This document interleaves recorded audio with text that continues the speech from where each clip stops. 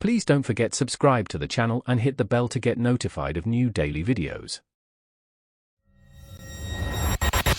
My role as a facilities manager at Omni Tech Solutions was usually about maintaining the physical plant.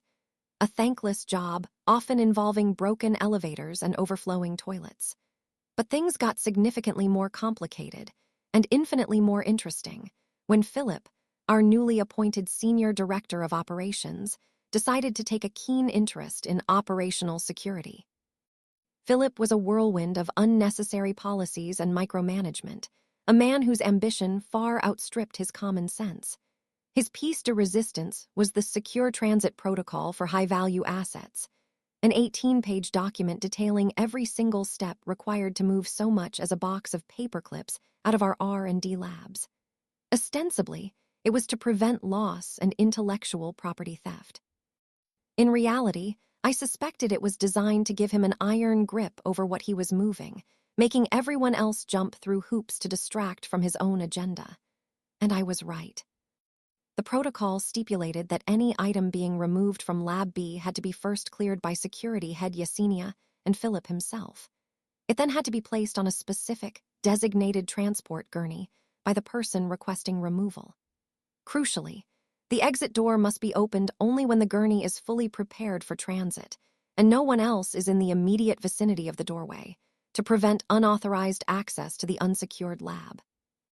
It also stated that the requesting party was solely responsible for the gurney's safe passage until it cleared the doorway.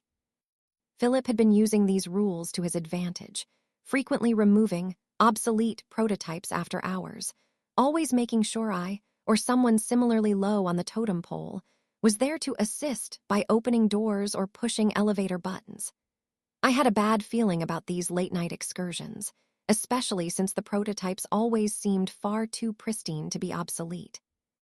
My suspicions were confirmed when security head Yesenia started asking pointed questions, noticing discrepancies in the manifests Philip submitted.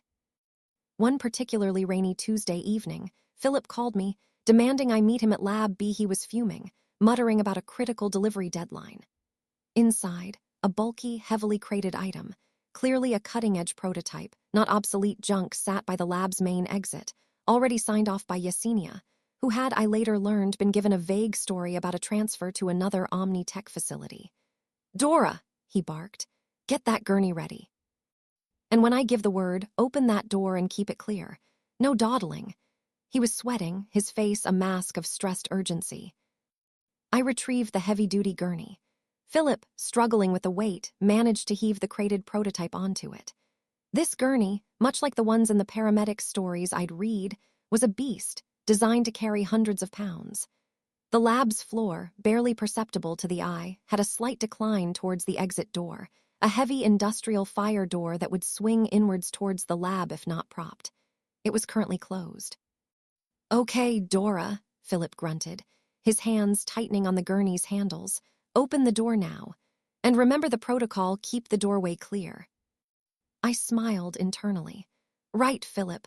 No one else in the immediate vicinity of the doorway. I walked over, pressed the release bar, and pulled the heavy door open. It swung inwards with a groan, then I took a deliberate step back, well clear of the doorway, exactly as Philip's own protocol and his specific instruction demanded.